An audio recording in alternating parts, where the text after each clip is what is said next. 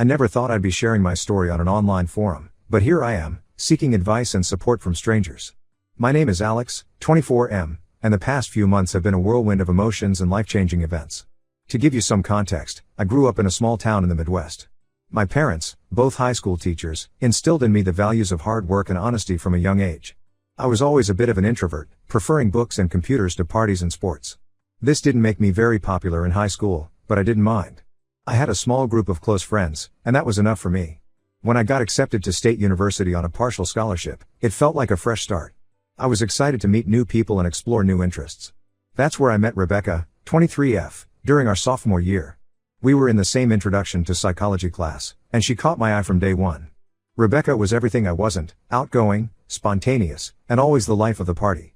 She had this infectious laugh that could light up a room. I was instantly drawn to her, but I never thought someone like her would be interested in someone like me. One day, after class, Rebecca approached me and asked if I wanted to study together for the upcoming midterm. I was surprised but eagerly agreed. That study session turned into coffee, which turned into dinner, and before I knew it, we were dating. Our relationship wasn't always smooth sailing. Rebecca's spontaneity sometimes clashed with my need for structure and planning. She'd want to go on impromptu road trips or stay out late on weeknights, while I preferred quiet nights in and sticking to a routine.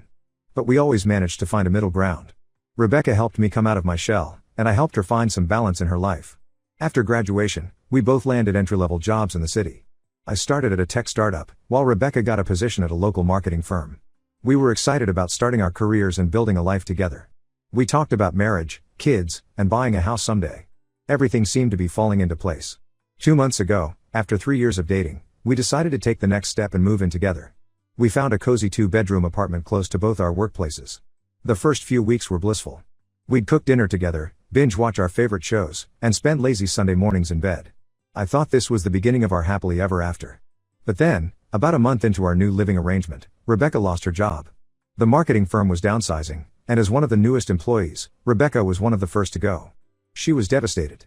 I tried my best to support her, telling her that she was talented and would find something even better soon. At first, Rebecca seemed grateful for my support. She'd send out job applications and work on her portfolio. But as the weeks went by, her enthusiasm waned. She started sleeping in later and later, sometimes not getting out of bed until well past noon. She'd spend hours scrolling on her phone or binge watching shows on Netflix. I was concerned but didn't want to push too hard, thinking she just needed time to process the setback. About 3 weeks after she lost her job, I noticed Rebecca was spending a lot of time on her phone, always quickly hiding the screen when I walked by. At first, I brushed it off, not wanting to be the kind of boyfriend who snoops or gets jealous. But as the behavior continued, I couldn't shake the feeling that something was off. Last week, I decided to surprise Rebecca by coming home early with lunch. As I approached our apartment, I heard her laughing and talking. Thinking she might be on the phone with a potential employer, I quietly entered. But as I got closer to the bedroom, I realized she was on a video call. And then I heard words that made my blood run cold. "I miss you too, babe. I can't wait to see you this weekend." I pushed open the bedroom door, and Rebecca's face went pale. On the screen, I saw a guy I'd never seen before. Rebecca quickly ended the call and jumped up, trying to explain. But I was too shocked to listen. I left the apartment and spent hours walking around the city, trying to process what I'd just witnessed. When I finally returned home, Rebecca was waiting for me. Through tears, she confessed that she'd been talking to her ex-boyfriend, Mike, 25M, for the past few weeks. She claimed it started innocently. He'd reached out after hearing about her job loss, offering support as a friend. But things had escalated, and she admitted they'd been having emotional conversations and planning to meet up. I was furious and heartbroken. I couldn't understand how Rebecca could do this to me, to us. We'd been through so much together, supported each other through the ups and downs of college and starting our careers. I thought we were building a future together, and now it felt like it was all crumbling around me. I told Rebecca she needed to leave. She begged me to reconsider, saying she'd made a mistake and that she loved me. But I couldn't trust her anymore. The image of her laughing and talking to Mike was seared into my brain. I gave her a week to find somewhere else to live. The next few days were tense and uncomfortable. Rebecca kept trying to talk to me, to explain herself, but I shut her out. I spent most of my time at work or out with friends, avoiding the apartment as much as possible. When we were both home, the silence was deafening. On the day Rebecca was supposed to move out, I came home to find the apartment empty. She'd left a note on the kitchen counter: "Alex, I'm sorry for everything. I know I messed up, and I'll regret it for the rest of my life. I'm going to stay with my parents for a while. I hope someday you can forgive me. Love, Rebecca." I crumpled up the note and threw it away. I felt a mix of relief and sadness. Part of me wanted to call her, to try and work things out, but I knew I deserved better. Now, 2 weeks later, I'm still trying to process everything. Rebecca's friends have reached out, telling me she's miserable and wants to make amends. Her parents even called, asking me to give her another chance. But I can't bring myself to do it. I keep replaying our relationship in my head, wondering if there were signs I missed. Was Rebecca always unhappy with our life together? Did she resent me for not being as outgoing or spontaneous as she was? Or was this truly just a moment of weakness brought on by the stress of losing her job? I'm struggling to move forward. The apartment feels empty without her. I find myself avoiding the living room, where we used to cuddle on the couch and watch movies. I can't bring myself to cook meals for one in the kitchen where we used to dance while making dinner together. I've thrown myself into work, staying late at the office and taking on extra projects. My colleagues have noticed the change in my behavior, but I brush off their concerns. When I'm not working, I go to the gym, pushing myself to exhaustion in an attempt to quiet the thoughts swirling in my head. My friends have been supportive, inviting me out and offering a sympathetic ear. But I find it hard to open up to them. How do I explain the depth of my pain and betrayal? How do I admit that the future I thought I had planned out is now completely uncertain? I'm not sure what I'm looking for by posting this. Maybe just a place to vent, or some advice on how to move on. How do I trust someone again after this? Is it even worth trying to salvage the relationship, or should I just cut my losses and start over? Part of me wonders if I'm being too harsh. Should I have given Rebecca a chance to explain further? Am I throwing away 3 years of love and memories over one mistake? But then I remember the casual way she said "I miss you too, babe" to Mike, and my resolve hardens. I know I'm young, and logically, I understand that there's plenty of time to find love again. But right now, the future feels daunting and lonely. I had built so many of my plans and dreams around Rebecca, and now I have to figure out who I am and what I want on my own. Any advice or words of encouragement would be greatly appreciated. How do I move forward from here? Update 1. It's been a month since my last post, and I want to thank everyone who commented and offered support. Your words really helped me during a difficult time. A lot has happened since then, and I felt it was time for an update. After much consideration and encouragement from friends and family, I decided to meet with Rebecca to hear her out. We agreed to meet at a neutral location, a small coffee shop downtown that neither of us had been to before. I arrived early, my stomach in knots as I waited for her. When Rebecca walked in, I was struck by how different she looked. Her usual confident demeanor was gone, replaced by a nervous energy. She looked tired, with dark circles under her eyes, and she'd lost weight. For a moment, I felt a pang of concern, but I quickly reminded myself why we were there. We ordered our coffees and found a quiet corner to talk. Rebecca started by apologizing again for her actions. She tried to explain herself, saying that losing her job had hit her harder than she realized. She felt like a failure, unworthy of my love and support. Reaching out to Mike was a way of escaping those feelings, of connecting with someone who knew her before the pressures of adult life. She swore that nothing physical had happened between them and that she'd realized her mistake before their planned meeting. She said she'd been too ashamed to come clean to me, hoping she could end things with Mike without me ever finding out. I listened to her explanation, my emotions swinging wildly between sympathy and anger. Part of me wanted to comfort her, to tell her that her worth wasn't tied to her job. But another part of me couldn't get past the betrayal. I told Rebecca that while I appreciated her honesty, the trust between us was broken. I couldn't see a way to rebuild it. The image of her talking to Mike, the casual babe she'd used, was seared into my memory. How could I ever feel secure in our relationship again? Rebecca broke down crying, begging for another chance. She promised to go to counseling, to be completely transparent with her phone and social media. She said she'd do anything to regain my trust. But I stood firm. I told her that we both needed time apart to grow and heal. After our meeting, I felt a strange mix of emotions. There was sadness, of course, but also a sense of closure. It wasn't easy, but I knew I'd made the right decision for myself. A week after meeting Rebecca, I received a surprising call. It was from Mike, Rebecca's ex. He said he wanted to meet and talk. At first, I was hesitant, not sure what good could come from such a meeting. But curiosity got the better of me, and I agreed. We met at a local park on a sunny Saturday afternoon. Mike looked nervous as he approached me, his hands shoved deep in his pockets. He started by apologizing for his role in the situation. Then he dropped a bombshell. Rebecca had been lying about the extent of their relationship. According to Mike, they had been in contact for months, not just weeks. It started innocently enough, with Rebecca reaching out after seeing on Facebook that Mike's mother had passed away. But their conversations quickly became more frequent and intimate. They had met up several times when I was at work or out with friends, usually just for coffee or lunch, but once for dinner and drinks. Mike showed me text messages and photos as proof. There were selfies of them together at a local bar, messages planning their meetups, and even some flirtatious exchanges that made my stomach churn. Mike said he felt guilty and wanted to come clean, especially after Rebecca tried to blame everything on him when I caught her. I was stunned.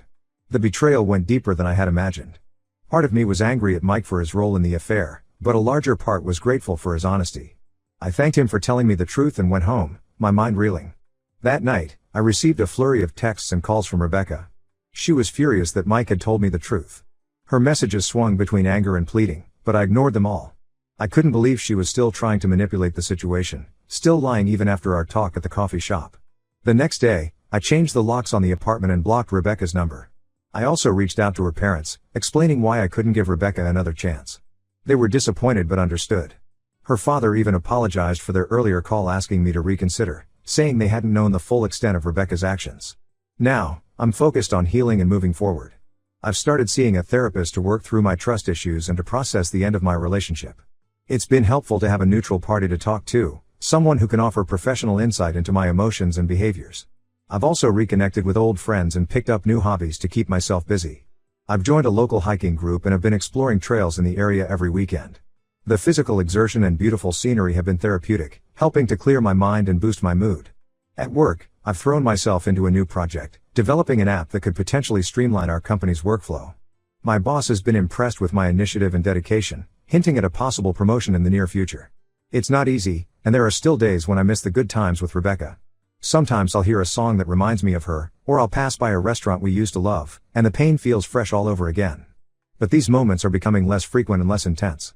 I know I made the right choice. I deserve someone who respects me and our relationship, someone I can trust completely. I'm not ready to date again yet, but I'm hopeful for the future. For now, I'm focused on becoming the best version of myself, both personally and professionally. Thank you all again for your support and advice. It's been invaluable during this difficult time. I'll update again if there are any significant developments. Update 2. It's been 6 months since my last update, and I wanted to share some developments in my life. A lot has changed, and I'm in a much better place now. First, I want to address something that happened shortly after my last post. Rebecca's friends started a smear campaign against me on social media, claiming I was the one who cheated and that I had manipulated the situation. They posted screenshots of out-of-context conversations and even spread rumors about me at our old university. It was hurtful and frustrating to see people I once considered friends turn against me. The accusations affected my mental health and even started to impact my work life when a potential client came across the posts and questioned my character. I chose not to engage in the online drama directly. Instead, I reached out to a few mutual friends who knew the truth and asked them to speak up if they felt comfortable. Many did, sharing their own experiences with Rebecca's behavior and defending my character. I also consulted with a lawyer friend who advised me on potential legal actions if the defamation continued. Thankfully, the truth quickly unraveled. Rebecca's friends eventually took down their posts and apologized, but it was a difficult few weeks. The experience made me realize how fragile our reputations can be in the digital age and how important it is to have people who will stand up for you. On a more positive note, I've made significant progress in my personal life. The therapy sessions have been incredibly helpful. I've worked through a lot of my anger and trust issues, and I feel more confident and self-assured than ever. My therapist has helped me recognize patterns in my past relationships and develop healthier coping mechanisms for stress and conflict. I've also made some big changes in my career. The stress of the breakup and the subsequent online drama made me realize how unhappy I was in my job. While I enjoyed the work itself, the company culture wasn't a good fit for me. With the support of my therapist and friends, I decided to take a leap and start my own business. It wasn't an easy decision. I spent weeks researching, developing a business plan, and reaching out to potential clients. I dipped into my savings to cover startup costs and worked long hours to get everything set up. There were moments of doubt and fear, but I pushed through. Now, I'm running a small digital marketing agency. It's been challenging, but incredibly rewarding. I've landed several clients, including the company I used to work for, which now outsources some of its marketing work to me. I'm learning new skills every day and enjoying the freedom and responsibility of being my own boss. As for my personal life, I've started dating again. I met a woman named Emma, 26F, through a mutual friend at a local charity event about 2 months ago. We hit it off immediately, bonding over our shared love of hiking and indie movies. Emma works as a pediatric nurse, and her compassion and dedication to her work are truly inspiring. Emma knows about my past and has been incredibly understanding and patient. We've had open conversations about trust and communication, and she's respectful of my boundaries. It's still early days, but being with Emma has shown me what a healthy relationship should feel like. There's mutual respect, support, and trust. I've had no contact with Rebecca since the incident with her friends. However, last week, I ran into her parents at a local restaurant. It was awkward at first, but they were kind. They told me Rebecca had moved to another city for a fresh start. I wished her well and meant it. The anger I once felt has faded, replaced by a sense of gratitude for the lessons I learned from that experience. Looking back, I can see how much I've grown in the past 8 months. The betrayal and heartbreak were painful, but they led me to make positive changes in my life. I'm proud of how far I've come and excited about what the future holds. I'm taking things one day at a time, focusing on my business, my personal growth, and my budding relationship with Emma. While I'm cautiously optimistic about where things might lead with her, I'm also content with where I am right now. Thank you all for your support throughout this journey. Your advice and encouragement have been invaluable. Update 3. It's been a year since my original post, and I felt it was time for a final update. Life has a funny way of surprising you, and the past few months have been no exception. Emma and I are still together, and our relationship has only grown stronger. We recently took a big step and moved in together. It was a decision we didn't take lightly, given my past experience, but it felt right. We had many long conversations about expectations, finances, and how to maintain our individuality while sharing a space. Living with Emma has been amazing. We complement each other perfectly, and our home is filled with laughter and love. We've established routines that work for both of us, like Sunday morning brunches and weeknight yoga sessions. At the same time, we make sure to give each other space for our individual interests and friendships. My business has taken off beyond my wildest expectations. We've landed several big clients, and I've had to hire a small team to keep up with the workload. It's challenging managing employees and juggling multiple projects, but I love every minute of it. The sense of accomplishment I feel is indescribable. Last month, we were featured in a local business magazine as one of the top emerging companies in the area. It was surreal seeing my face and my company's story in print. I couldn't help but think about how different my life was just a year ago. Now, for the unexpected twist. About a month ago, I received a letter from Rebecca. At first, I was hesitant to open it, but curiosity got the better of me. In the letter, Rebecca apologized again for her actions and shared that she had been going through intensive therapy. She didn't ask for forgiveness or to reconcile, which I appreciated. Instead, she wanted to let me know that she understood the pain she had caused and was working on becoming a better person. The letter brought up mixed emotions, but surprisingly, I felt a sense of closure. I showed it to Emma, who was incredibly supportive. We discussed it, and I decided to write a brief, polite response, wishing Rebecca well in her journey of self-improvement. This experience has made me reflect on how far I've come. A year ago, I was heartbroken and lost. Now, I'm in a loving relationship, running a successful business, and more confident than ever. The betrayal I experienced was painful, but it led me to where I am today. I'm grateful for the support I've received from this community throughout this journey. Your advice and encouragement helped me through some of my darkest moments. To anyone going through a similar situation, know that it does get better. Trust yourself, focus on your own growth, and don't be afraid to open your heart again when the time is right. As I close this chapter of my life, I'm filled with optimism for the future. Emma and I are talking about long-term plans, including the possibility of marriage down the line. My business continues to grow, and I'm excited about the opportunities ahead.